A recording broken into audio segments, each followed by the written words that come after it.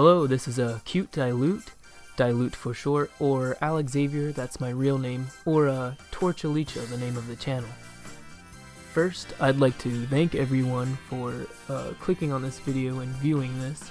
I put a lot of hard work into these videos, so I appreciate the time taken out of your day to watch my top 5. This is my first top 5, so top 5 video games of Acute-Dilute.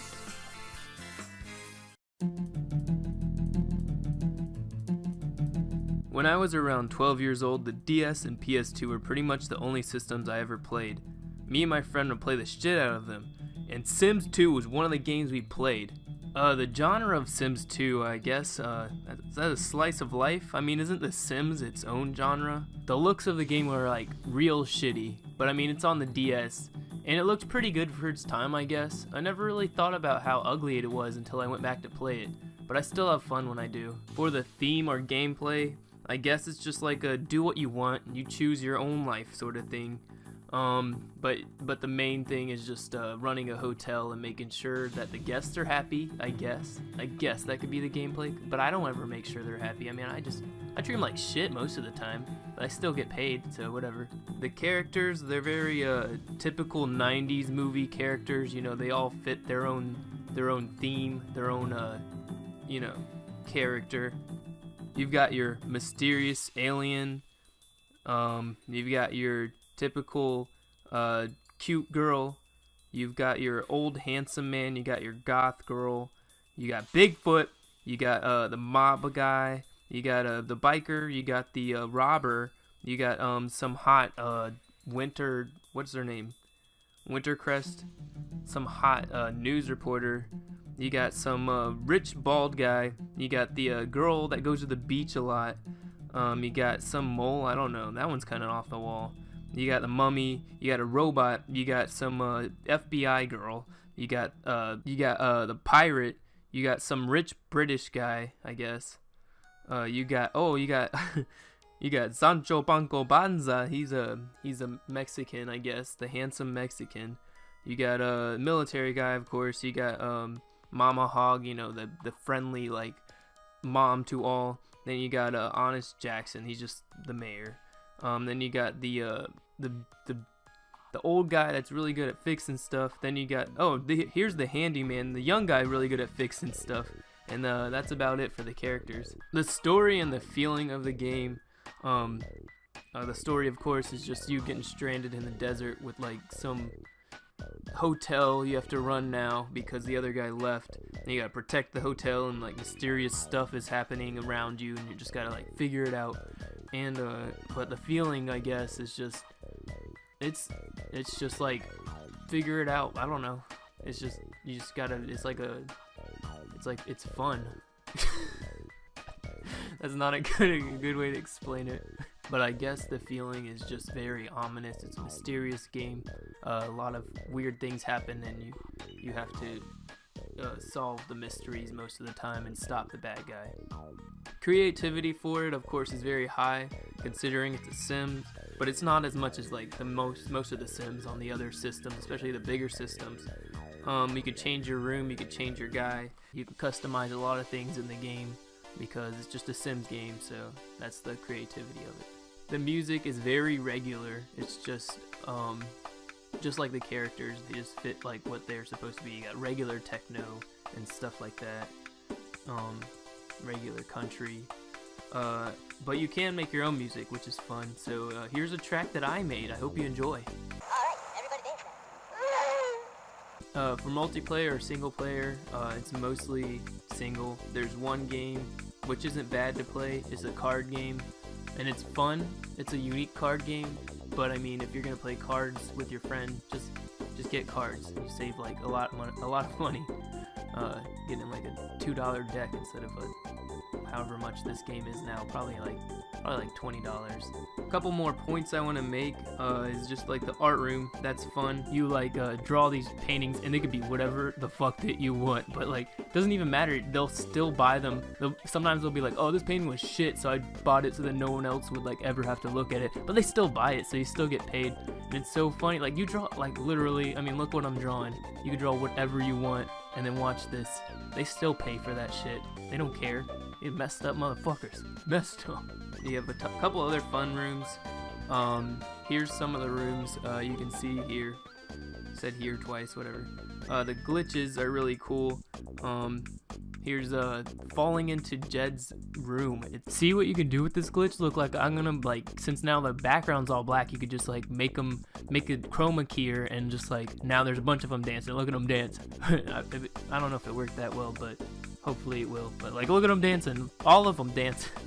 Anyway, a couple other points. Let me see. I named him Taco because when I was a kid, I had 2 files. I had my name and then I made Taco just for fun.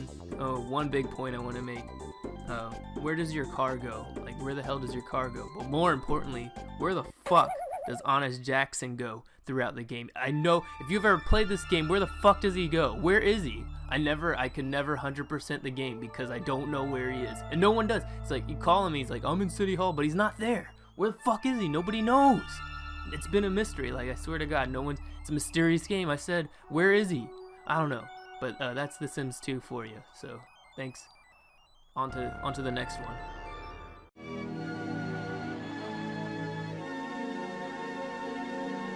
So number 4 is Skate series. I only have footage for Skate 3, but Skate 2 is probably one of my favorites.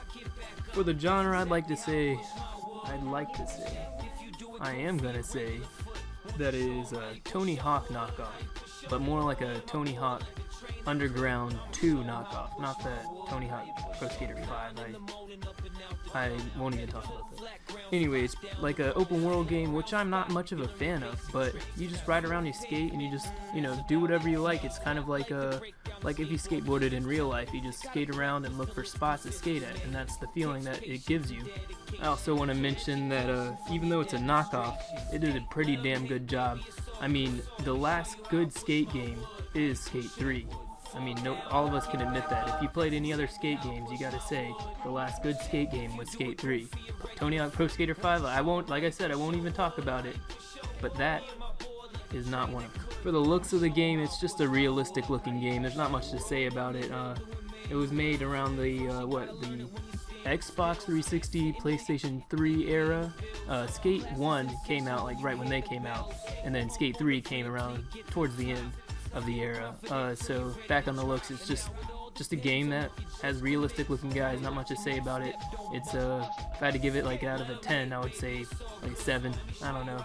Not much to say about it. For the gameplay / theme, it's pretty cool. You just when you're playing it, you feel pretty cool. I mean, especially as a teenager. That's when I played it.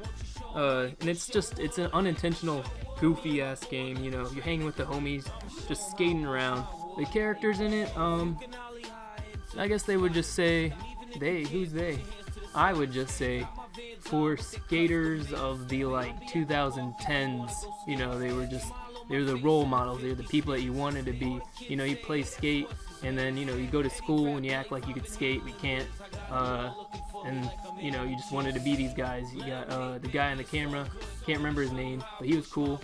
And then you got your guy that you made, and then there's like a couple other guys that are just around, the skaters of 2010s. You got Rob and Eric Costin. I don't know, they're cool. They were cool at the time, they're still cool, but that's it for the characters, I guess. The story or feeling of Skate, I don't know. I rarely played through the story. It was good.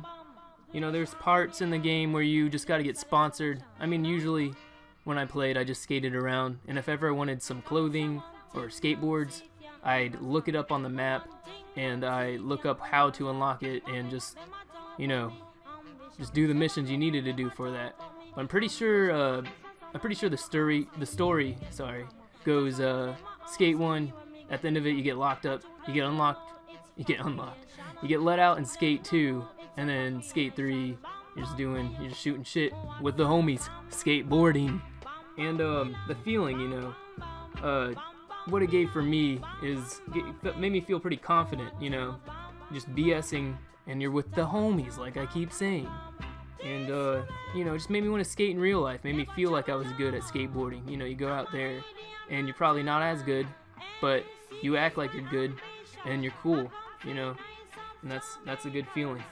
The creativity of this game, I'd say it's pretty standard. The skate physics are okay. Not really, I guess. A lot of glitches in it, but you know, that's the good part of it. You don't want a game that's just too realistic. Then you just got a game that's like real life. Why would you want to play a game that's like real life? That's boring. And it's themed very well, you know. It does exactly what it says. That you're gonna skate 3 and 2 and skate. The video editing's pretty cool. That's up to you though. That's the creativity in it. You know, you just edit some shit and watch it back.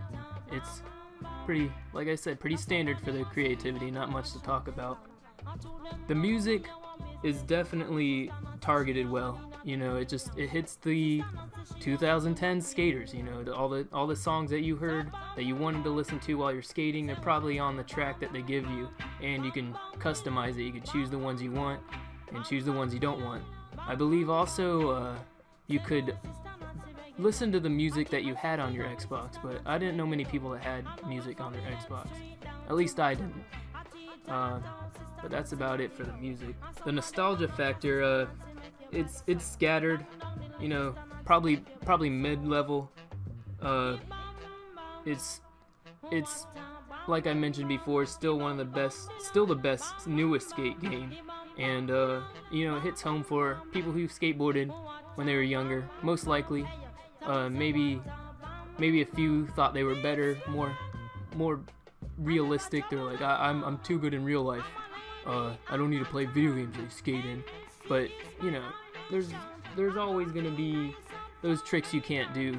You know, watching skate is a good way. Playing skate is a good way to learn them. I mean, I learned how to play baseball by playing the bigs on the Wii, and I learned how to skate better by playing skate. So, you know, hits home for some people, I guess. Hits a home run, as they say. Hits a hard flip, and it's clean.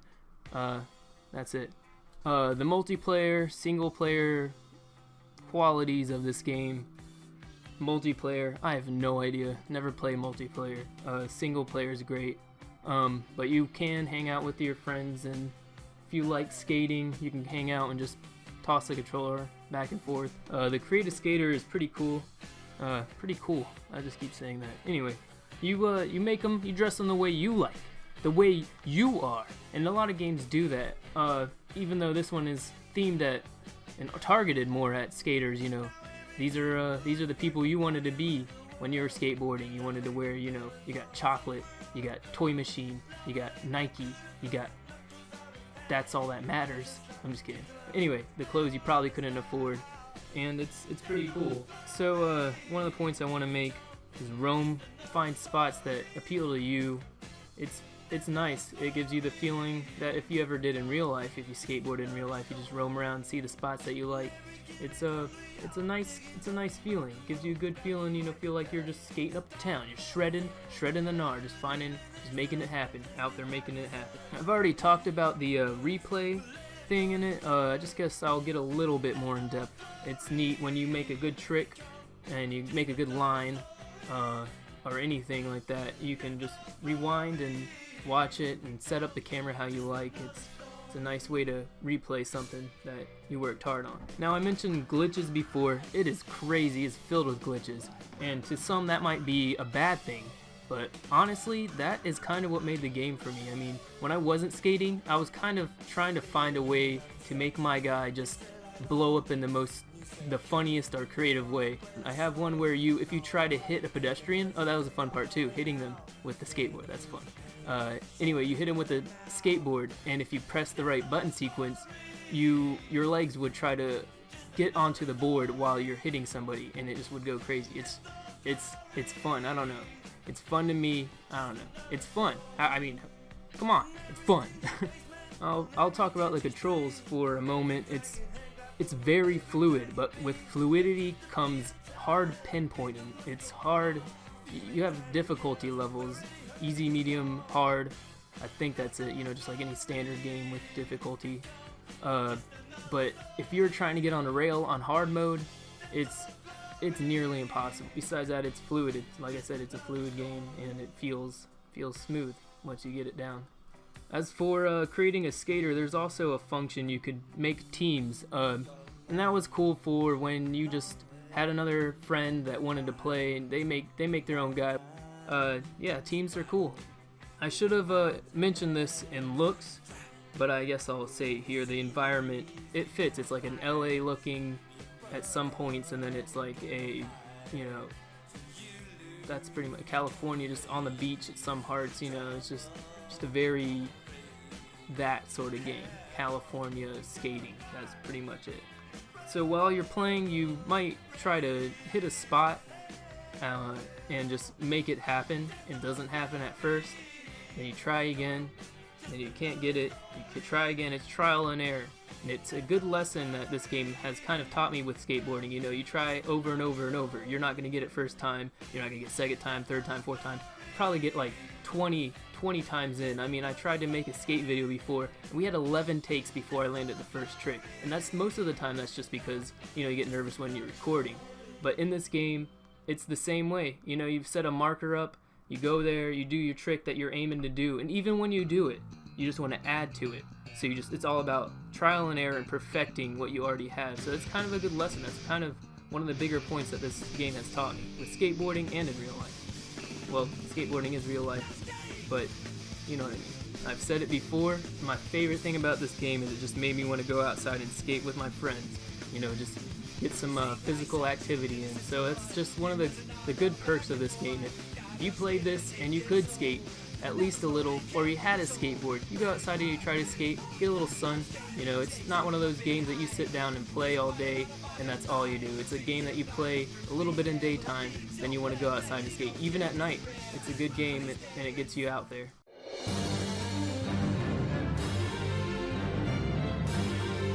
For the next game, I have Naruto Ultimate Ninja Storm series.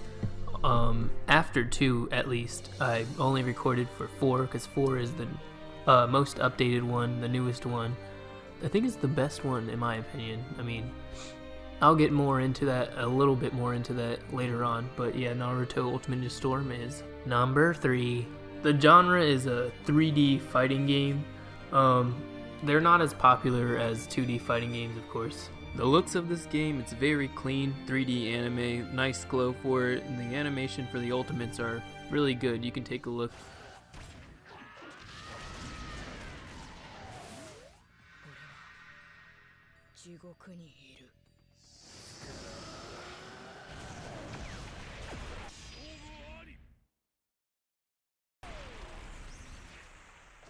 Overall, I think the game looks pretty good.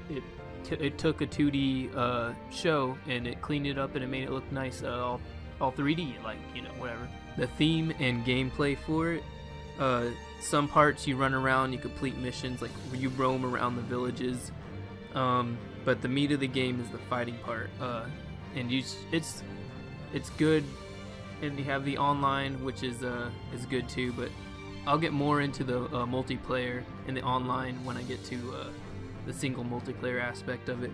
But the gameplay for the fighting is great. It's just it's hard to understand it at first. A lot of my friends, yeah, I'm calling you out. A lot of my friends think I just mash the button, and I do mash the button to an extent, but there's still a formula to it.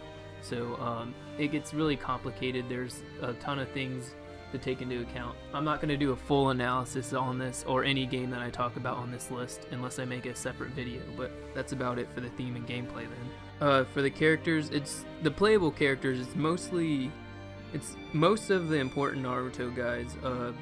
You got multiples of some. You got a ton of Narutos, you got a ton of Sasuke's, but those are just the 2 main characters, that's why. And there's a Team Ultimates. Here's a Team Ultimate, that one of my favorite Team Ultimates. Probably. I don't know. I haven't chosen it yet, but here's a good Team Ultimate.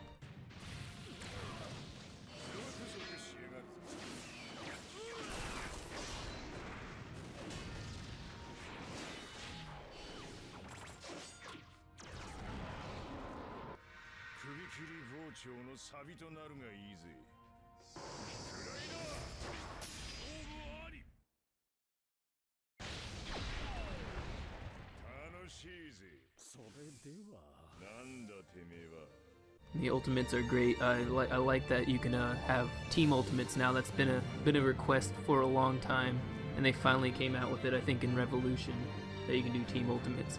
One of the characters that's missing that isn't playable is Zetsu. I'm a little bit upset, but also at the same time I kind of understand. You don't really know what Zetsu can do. He really just had very, very basic fighting techniques. But he ate people. I do remember he ate people, so that would have been like an ultimate, like you knock him down, is like then the trap comes up and you just like bite him, and I don't know. He's in the Akatsuki team ultimate right there. He's right there, so he could have been his own character, I think, but maybe next time, if there is a next time. For the story of the game, it's in the feeling. I'm going to keep this really short because it's just the Naruto story, so it is good. Good story. Don't at me. I think Naruto is a really good underdog story. It follows a formula, but it's still unique in its own way. And the feeling of playing your favorite character, that's just a good feeling. It's I don't know, if you're really into Naruto and you see the character that you've always loved, you've always had a feeling for, you want to see him do well now it's up to you to make him do well. So it's a good feeling. But yeah, overall, Naruto is one of my 2 favorite anime. My other favorite anime is Fully Cooley. So the feeling of it, for me at least, was great. As for creativity, you can make teams. That's kind of cool. It's actually really cool in a lot of ways, but overall, it's just you making a team. It doesn't really matter unless the team has a team ultimate.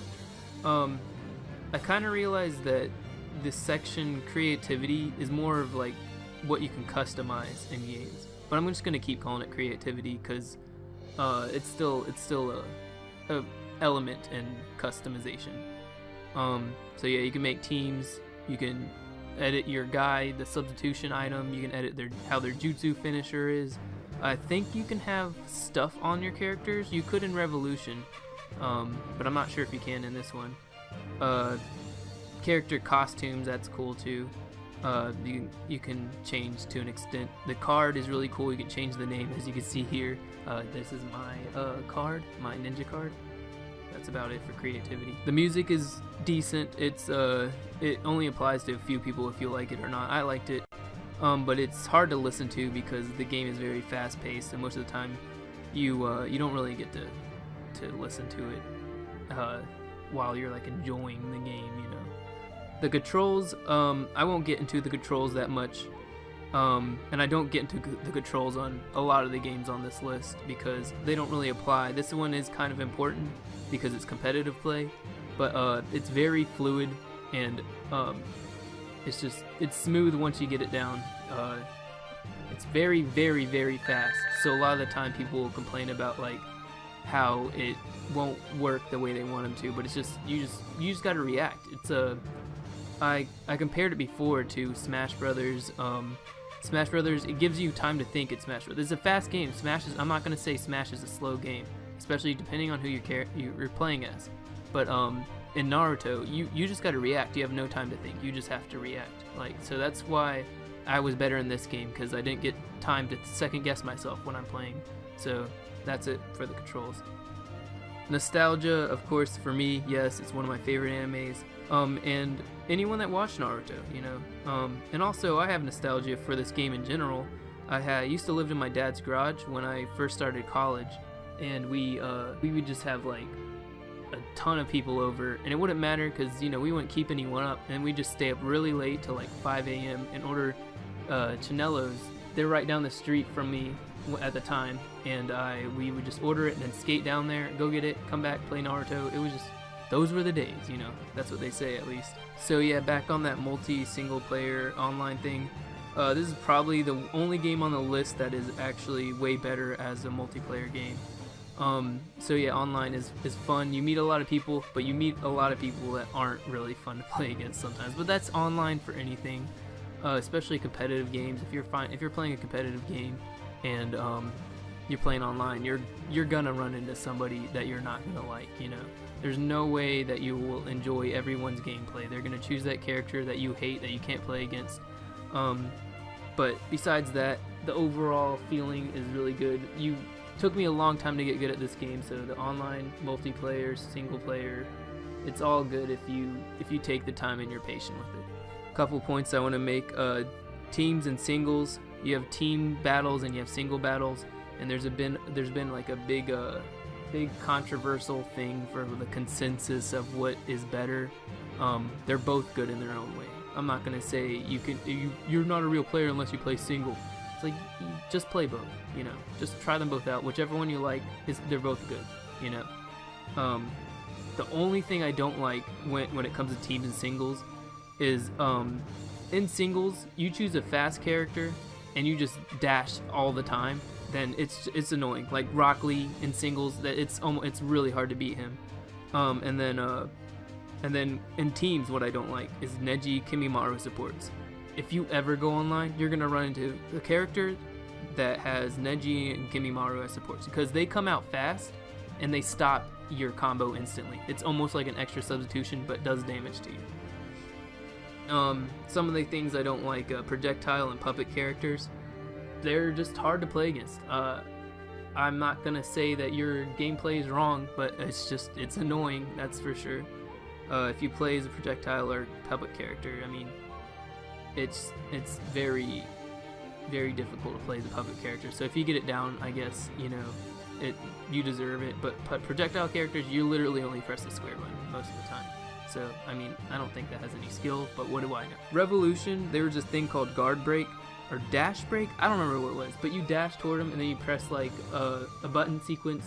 It would make you go into a like shield break mode, like, and then it would give the opponent way too much time in Revolution. Now it doesn't do that, but it gave the opponent to do a combo and a half and then an ultimate jutsu with no repercussions. Like, you couldn't do anything. So it was ridiculous in Revolution, and then 4 they perfected it, I think. Convention competitions, those are always fun. So if you get good at this game, it's a good game to go to convention, because most of the time there's going to be a Naruto one. Every time I go to one, I see one there. It's a popular game in anime conventions. Not the most popular, but it is popular. So a lot of people don't like this one. I just want to say a couple points about why people don't like this one as much.